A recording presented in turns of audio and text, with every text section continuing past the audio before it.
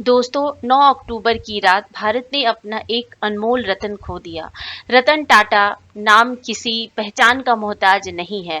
भारत के दिग्गज उद्योगपति रतन टाटा का 9 अक्टूबर की रात 11:30 पर निधन हो गया। मुंबई के ब्रिच कैंडी हॉस्पिटल में 86 साल की उम्र में उन्होंने अंतिम सांस ली। रतन टाटा का जाना पूरे देश के लिए एक अपूरणीय क्षति है।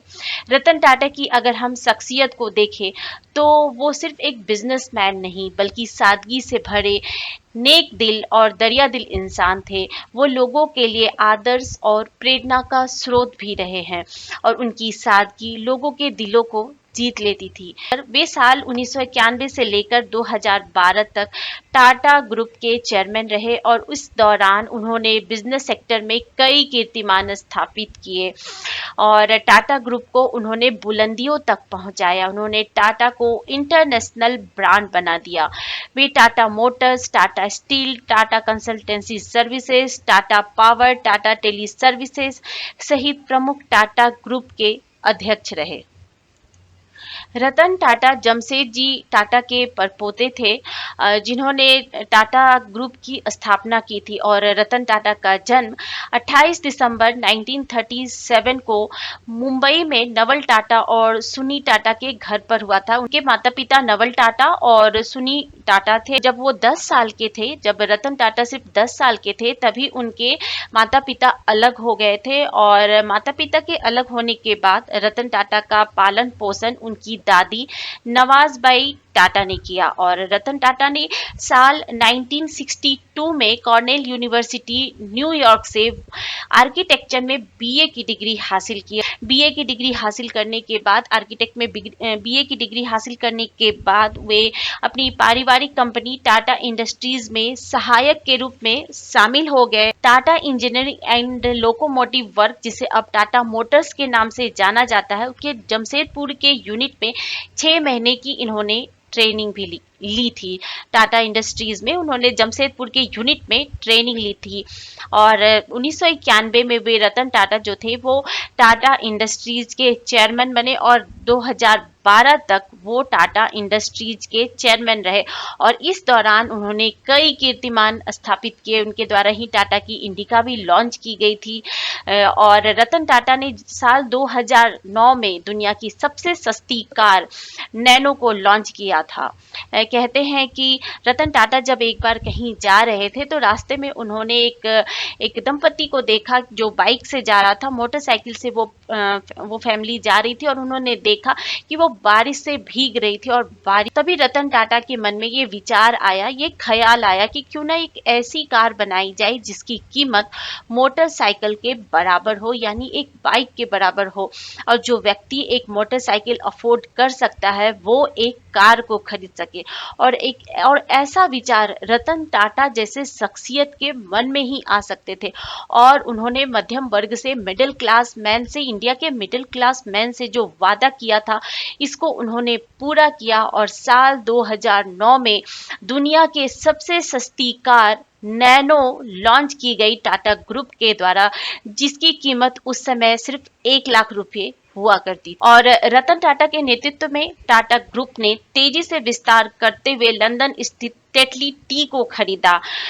कोरस को टाटा ग्रुप के द्वारा 2007 में खरीदा गया और फोर्ड मोटर कंपनी के मशहूर ब्रिटिश ब्रांड जगुआर को 2008 में और लैंड रोवर को खरीदा गया। जब जगुआर और लैंड रोवर की डील की गई टाटा ग्रुप के द्वारा, रतन टाटा के द्वारा, तो लोगों ने क्रिटिसाइज भी किया और कहा कि लैंड रोवर और जगुआर को खरीदना टाटा की सबसे बड़ी गलती है, रतन टाटा की सबसे बड़ी गलती। और लैंड रोवर, टाटा की लैंड रोवर और टाटा की जगुआर की क्या वैल्यू है वो किसी से छुपी नहीं है, उसकी क्या ब्रांडिंग है वो किसी से छुपी नहीं है। और जब पूरा देश 2020 में कोविड से जूझ रहा था, भारत समेत पूरा विश्व इस महामारी से त्रस्त था, उस वक्त भी टाटा ग्रुप ने और रतन टाटा ने जितनी मदद हो सकती थी देश के लिए उन्होंने की।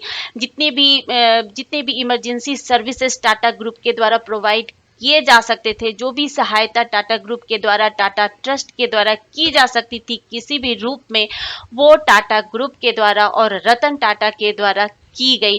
यूं ही नहीं, टाटा को पिलर ऑफ इंडिया कहा जाता है। सुई से लेकर जहाज तक बनाने वाले टाटा ने देश की हर समय में मदद की है और ये पूरा देश हमेशा टाटा का ऋणी रहा है। कहते हैं कि हर व्यक्ति दिन भर में 3 चीजें टाटा की इस्तेमाल करता ही करता है। नमक से लेकर गाड़ी, किसी न किसी रूप में टाटा की चीजों का इस्तेमाल हर व्यक्ति के द्वारा दिन भर में कम से कम 3 बार तो की ही जाती है। और 69 ईयर के बाद एयर इंडिया, जो कभी टाटा समूह का ही हुआ करता था, 69 ईयर या कि 69 सालों के बाद 2022 में एयर इंडिया के सारे स्टेक फिर से टाटा ग्रुप के द्वारा खरीद लिए गए और ये एक श्रद्धांजलि थी और ये एक गिफ्ट था रतन टाटा की तरफ से, टाटा ग्रुप की तरफ से जेआरडी टाटा को, क्योंकि एयर इंडिया जेआरडी टाटा के दिल के काफी करीब हुआ करता था। और टाटा, जब भारत सरकार के द्वारा एयर इंडिया का टेक ओवर कर लिया गया था, तो जेआरडी टाटा का ये सपना था कि फिर से वो उसे वापस ला सके और इस सपने को पूरा किया रतन टाटा ने। और 2022 में एक बार फिर से एयर इंडिया के सारे स्टेक टाटा ग्रुप के द्वारा खरीद लिए गए और ये एक गिफ्ट था रतन टाटा की तरफ से जेआरडी टाटा के लिए। और रतन टाटा को जानवरों से बहुत ज़्यादा प्यार था, खास तौर से कुत्तों के लिए उनके दिल में काफ़ी स्नेह था। जितने भी स्ट्रे डॉग थे वो उनके लिए काफ़ी काम किया करते थे।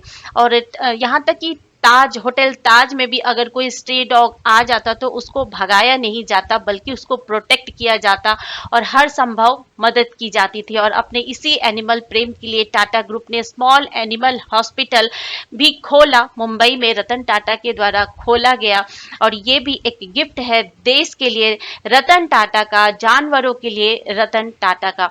और जब कुछ समय पहले ये खबर आई मीडिया में, जब रतन टाटा बीमार हुए कुछ दिनों पहले, 2-3 दिन पहले, तो ये खबर आई उनके हेल्थ को लेकर, कुछ रूमर्स आए, तो रतन टाटा ने इस पर अपडेट भी किया था। 2-3 दिन पहले की ही बात है कि वो बिल्कुल ठीक है और मेडिकल चेकअप के लिए है हॉस्पिटल में और डॉक्टरों की निगरानी में है।